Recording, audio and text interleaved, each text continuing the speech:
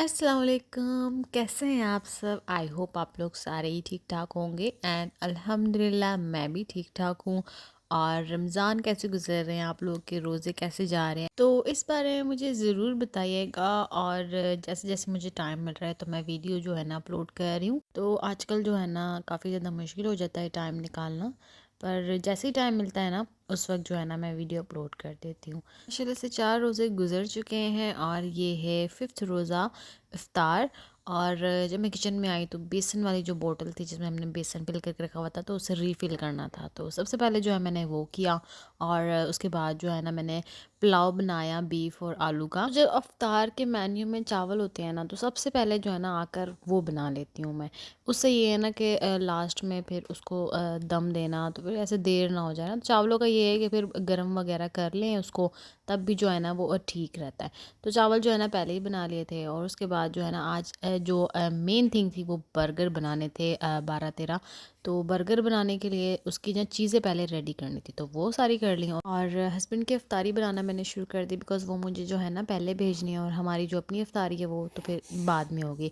तो इसी वजह से पहले उनके लिए बना रही हूँ और साथ साथ बर्गर का जो सामान था ना, जो उसमें डलना वगैरह है और वेजिटेबल्स वगैरह जो डलनी है, सॉसेस वगैरह, तो वो सारी चीज़ें जो है ना मैंने रेडी करके रख दी है। और इनका भी यही है कि पहले बना के रख देंगे या फिर हर सारी चीज़ें रेडी होंगी तो बस उसके अंदर डालनी ही होगी हर चीज़। तो वो भी जो है ना पहले से मैंने सारी प्रिपेयर करके रख दी है। क्रिस्पी क्रंच जो रेसिपी हमने लास्ट वीडियो में शेयर की थी आप लोगों के साथ, तो वो काफ़ी ज़्यादा पसंद आई थी सबको। तो इसलिए जो है ना आंटी ने जो है उसका जो डो था वो बना के रख दिया है। और ना बर्गर के लिए जो मसाला बनाया था ना हमने उसमें थोड़ा सा बच गया था तो वो जो है ना उसमें डालकर वो भी बना लेंगे आज क्रिस्पी क्रंच। सब ने उसको इतना पसंद किया था, तमाम घर वालों को वो बहुत ज़्यादा मज़े की लगी थी, तो इसलिए हमने कहा दोबारा ही बना लेते हैं। और इसके साथ साथ मैं जो है ना अंडा भी बना के अभी ही रख रही हूँ, जो बर्गरों के अंदर हमने डालना है। तो मैं जो है ना इसको अब बना कर सारा इसका मिक्सचर बना लिया। मैंने सिर्फ इसके अंदर लाल मिर्च और नमक डाला जैसे हम ऑमलेट बनाते हैं नॉर्मल। तो वही नॉर्मल ऑमलेट बनाकर जो है ना मैं रख दूँगी। और फिर जब हमने सारे बर्गर बनाने हैं तो फिर उसके अंदर एक एक डाल देंगे साथ सॉस वगैरह, वो जो पूरा प्रोसीजर है वो फिर मैं आप लोगों को बता दूँगी। तो अफ्तारी भेजनी होती है ना हस्बैंड की, तो काफ़ी सारी चीज़ें जो है ना मुझे पहले ही करनी पड़ती है। तो इससे ये फ़ायदा होता है कि काफ़ी सारी चीज़ें जो बाद में करनी होती है वो उसकी जो प्रिपरेशन होती है ना वो पहले हो जाती है, तो फिर बाद में ना उसको करना आसान हो जाता है। तो ये भी एक बेनिफिट ही है कि हस्बैंड की इफ्तारी भेजनी होती है तो मेरे काफ़ी सारे काम जो है ना उसी बहाने हो जाते हैं। तो इस तरीके से ना मुझे टाइम मिल जाता है, कुछ एक्स्ट्रा टाइम मिल जाता है कि मैं कुछ एक्स्ट्रा वर्क कर सकूं और कुछ एक्स्ट्रा कर सकूं अपनी डिश के लिए। उसके जो पोर्ट्स वगैरह हैं उसको जब डिश आउट वगैरह करना होता है तो उसे अच्छे से कर लेती हूँ, गार्निश वगैरह करने का टाइम मिल जाता है, तो बड़ा फ़ायदा हो जाता है मुझे। और इसके साथ साथ जब तक मैं ऑमलेट बना रही थी तो आंटी ने जो है शेप दे दिया था क्रिस्पी क्रंच, मतलब बना दिए थे, डो उन्होंने पहले रेडी कर ली थी। और साथ जो है ना इनको इसके अंदर मसाला लगा कर और जैसे इसको बनाते हैं मैंने लास्ट वीडियो में आपको बताया था वैसे ही बना के उसको रख दिया था। तो साथ मैंने उसको भी फ्राई कर लिया और साथ जो है ना ऑमलेट भी बना लिए। तो ये अंडे काफ़ी ज़्यादा मैंने बनाए थे बिकॉज़ बर्गर जो है ना ज़्यादा बनने थे तो काफ़ी ज़्यादा मैंने जो है ना इसको बार बार बना रही थी। एक दफ़ा सारा मिक्सचर बना लिया था और फिर इसको थोड़ा थोड़ा डाल के जो है ना पतला पतला बना रही थी बिकॉज तमाम बर्गर में ना इसको डालना था, तो मोटा मोटा नहीं पतला पतला बनाना था। और यहाँ पर साथ मैंने धनियाल की ड्रिंक भी रेडी कर ली है। तो मैं जो है ना इसको शेक कर रही थी यहाँ पर और मैंने देखा कि इसका जो कवर है वो सही से बंद ही नहीं था, टाइट ही नहीं हुआ था, तो दूध जो है ना सारा नीचे गिरने लग गया। तो आज भी जो है दानियाल ने दूध सोडा बोला था तो इसी तरीके से मैंने जो है दूध सोडा बना दिया था। दूध सोडा बनाने के लिए मैंने इस बॉटल के अंदर जो है पहले कोल्ड ड्रिंक डाली, फिर शुगर डाली और फिर उसके बाद जो है ना दूध डाल दिया। तो इस तरीके से जो है दूध सोडा बनता है और हमारी फैमिली के तमाम लड़कों को ये बहुत ज़्यादा पसंद है। इवन हम लोग दूध सोडा जो है अफ्तारी में रखते हैं स्पेशली। तो मैंने वही बनाया और रख दिया हस्बैंड के लिए, तो जब अफ्तारी कोई लेने आएगा तो मैं उन्हें ये दे दूँगी। बर्गर्स के लिए मैंने पैटी भी रेडी कर ली और मैंने अंडे भी बना लिए, उसके अंदर जो डलेंगे सॉसेस भी जो हैं वो निकाल के रख लिए और बस रह गई है वेजिटेबल्स। तो वेजिटेबल्स जो है मैं कट कर रही हूँ और इसकी जब मैं प्रिपरेशन कर रही थी तो मुझे वो टेस्ट याद आ गया जो कराची में हम बर्गर खाया करते थे, स्पेशली अंडे वाला बर्गर। तो वो टेस्ट जो है मैंने काफ़ी ज़्यादा मिस किया। तो अब जो है ना मैं बनाने लगी हूँ बर्गर। तो बर्गर को मैंने लेके उसे अच्छी तरीके से काट लिया, दरमियान में से, ना पतला काटना है ना मोटा काटना है, बिल्कुल दरमियान में से काटना है। और उसके बाद जो है मैंने ये ग्रीन सॉस डाला है। तो इसको ये बस इसी तरीके से जैसे ग्रीन चटनी होती है।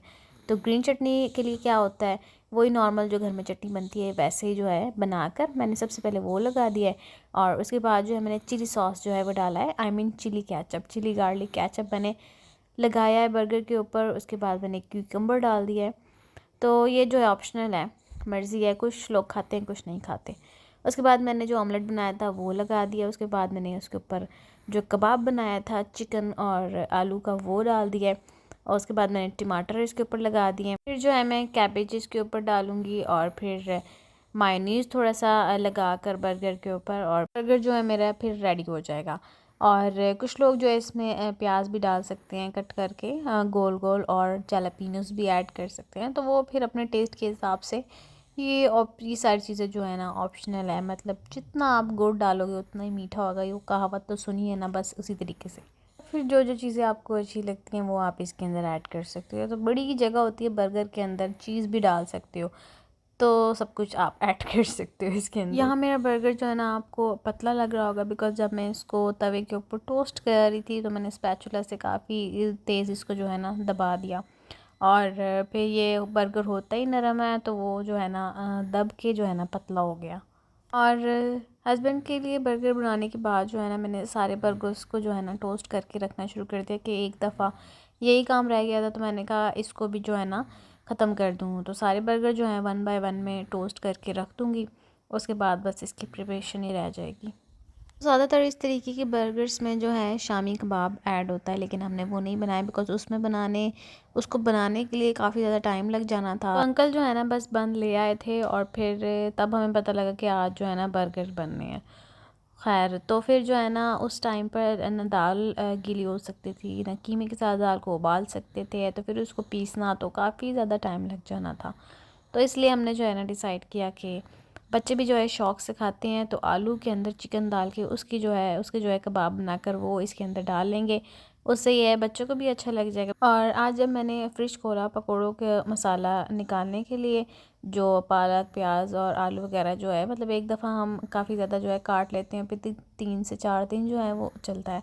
तो जब मैंने फ़्रिज खोला तो वो ख़त्म हुआ था। फिर उसको भी मंगाया और उसको भी काट के रखा, तो उसमें भी काफ़ी टाइम लग गया। तो उसमें से जो है थोड़ा सा निकाल लिया, और उसके जो है मिक्स पकोड़े बन जाएंगे। और बाकी जो ये बास्केट के अंदर है, इसको अच्छे से वॉश करके ड्राई करके दोबारा से फ्रिज में रख देंगे। और ये जो बेसन है ना, उसके अंदर जो 3 पैकेट्स थे वो मैंने बॉटल्स के अंदर डाल दिए थे, और ये ऐसे ही रखा हुआ था। और फिर बॉटल जो है मैं ऊपर रख चुकी थी, तो फिर ऐसे निकालने में मुझे मसला हो रहा था। तो फिर नीचे से ही मैंने पैकेट निकाला बेसन का, और उसको मतलब नया पैकेट खोला और उसमें से जो है बेसन निकाल लिया। तो यहाँ पर जो है मिक्स पकौड़ों के लिए मैं मिक्सचर जो है वो रेडी कर लूँगी। इसी के साथ अक्सापी बर्गर्स को बना रही हैं, सारी प्रिपरेशन जो है मैंने कर दी थी। तो अब वो जो है बर्गर्स बना रही हैं, और इसके साथ मैं जो है पकोड़ों का काम कर रही हूँ। तो पकोड़े जो है दानियाल के लिए जो मैंने बनाए थे, तो उसका जो मिक्सचर था वो लेफ़्ट ओवर था। कल जो बनाए थे तो वो थोड़ा सा बचा हुआ था, तो उसके अंदर मैंने थोड़ी सी और जो है पालक वगैरह डालकर वो उनके लिए बना दिए थे, बिकॉज़ वो जल्दी बनाने थे तो मैंने उसी के बना दिए। और अब जो है ना मैंने फ़्रेश जो है दोबारा से जो न्यू मसाला है वो बनाया पकोड़ों के लिए। तो हम लोग जो है ना मिल के ही ऐसे काम कर लेते हैं, और इससे जो है ना जल्दी काम हो जाता है। और जब अक्सा भी आई हुई होती हैं तो फिर उनके बच्चे होते हैं, और फिर मेरा भी बेटा, तो फिर बच्चे को छोटे बच्चे जो संभालने होते हैं ना मुश्किल हो जाते हैं, तो उनको संभालने के लिए कोई ना कोई बंदा चाहिए होता है। तो जब हम मिल के काम करते हैं तो हमें कोई ना कोई बंदा चाहिए होता है कि हमारे जो बच्चे हैं उनको संभाले, या फिर हम एक को सुलाते हैं, एक को आंटी संभालती हैं, तो फिर हम काम कर लेते हैं मिल के। और फिर जब बच्चे नीचे से आ जाते हैं, दीसा, बिलाल, या साइमा वगैरह, तो फिर छोटे बच्चे को जो है ना वो देख लेते हैं। फिर आंटी जो है बाहर का देख लेती हैं अफ्तारी के लिए, मतलब क्या क्या बर्तन जो है लगाने हैं, दस्तरखान कैसे लगाना है, तो सारा जो सेटअप होता है ना वो फिर आंटी देख लेती हैं, और हम लोग जो है किचन में काम कर लेते हैं। तो बस ऐसे कुछ करके जो है ना हम मिल के सब कुछ कर लेते हैं। और यूनिटी जो है बहुत अच्छी चीज़ है, ये होनी चाहिए हर घर में। तो माशाल्लाह अल्लाह ताला हमें नज़र बद से बचाए, और हम हमेशा ऐसे ही रहें, तो हमें काफ़ी ज़्यादा जो है प्यार है। और उसके साथ साथ एक दूसरे के लिए कॉम्प्रोमाइज़ भी करना आना चाहिए, उससे ये है कि चीज़ें जो हैं सही रहती हैं।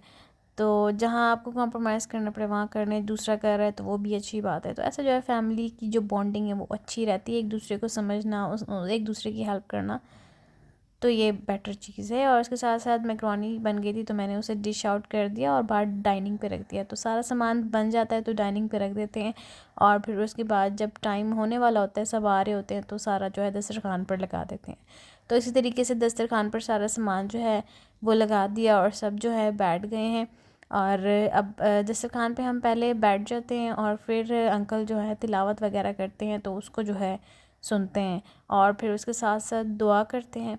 इतने में सब आ जाते हैं, एक दूसरे से मिलते हैं, और फिर जो है अफ्तारी का टाइम हो जाता है। दुआ करते हैं, दुआ पढ़ते हैं अफ्तारी की, और फिर अफ्तार करते हैं एक साथ। और सब तो अफ्तारी कर रहे होते हैं, लेकिन जिनके छोटे बच्चे होते हैं ना, उन माओं को उनके बच्चे काफ़ी ज़्यादा तंग कर रहे होते हैं, बिकॉज़ बच्चे जो है देख रहे होते हैं कि सब खा रहे हैं और मैं जो हूँ, मतलब जो बच्चा है वो ऐसे ही बैठा हुआ है, तो फिर वो चीखते हैं, रोते हैं। तो इसी के लिए जो है ना, हमने इनकी अफ्तारी के लिए इनकी जो फीड बॉटल बना के पास रखी होती है, तो जैसे ये रोते हैं इनको फ़ील हो रहा होता है कि सब खा रहे हैं और हम नहीं खा रहे, तो इनको जो है ना उनकी फ़ीड बॉटल दे देते हैं। और गर्मियाँ आ रही हैं तो इसके साथ साथ हैदर के गर्मियों के कपड़े आना भी शुरू हो गए हैं, तो हैदर के दादू जो हैं उसके लिए पहला गर्मियों का ड्रेस जो है वो लेके आ गए हैं, और इसके साथ इंशाअल्लाह अल्लाह के हुक्म से और भी आते रहेंगे। तो ये जो है ना गर्मियों का हैदर का पहला ड्रेस है, और इसके साथ साथ मैं भी उसके लिए लेकर आई हूँ गर्मियों का ड्रेस, तो वो मैंने अभी नहीं दिखाया है, तो वो मैंने रखा हुआ है। और इसके साथ साथ ईद की शॉपिंग भी जो है वो करनी है, तो वो भी आप लोग के साथ शेयर करूँगी। और अफ्तारी में जब अफ्तारी कर लेते हैं उसके बाद रात को जो है ना बड़ी भूख लगती है, जब 12-1 बज जाते हैं, तो उसके लिए जो है ना फिर कुछ ना कुछ करना होता है, तो फिर हम इस टाइप के एक स्नैक्स जो हैं वो ऑर्डर करते हैं और फिर ये सारी चीज़ें खाते हैं। तो ये ज़रूर होता है, हर किसी के साथ होता होगा कि इफ्तारी के बाद जो है ना उनको भूख लग जाती है। तो फिर सहरी में भी खाना होता है, तो खाना तो रात में नहीं खा सकते, बिकॉज़ सहरी भी करनी होती है। फिर खाना खा लो ना तो फिर रात को जो है मतलब जो सहरी होती है वो नहीं की जाती, हैवी हो जाता है। तो क्या इस टाइप के स्नैक जो है हम ऑर्डर कर लेते हैं, फिर यही जो है सारे मिल के खाते हैं। एंड आई होप आप लोगों को ये सब कुछ अच्छा लगा होगा, एंड फिर मिलते हैं नेक्स्ट वीडियो में। Thank you so much for watching. आप लोग अपना बहुत सारा ख्याल रखिएगा। अल्लाह हाफिज़।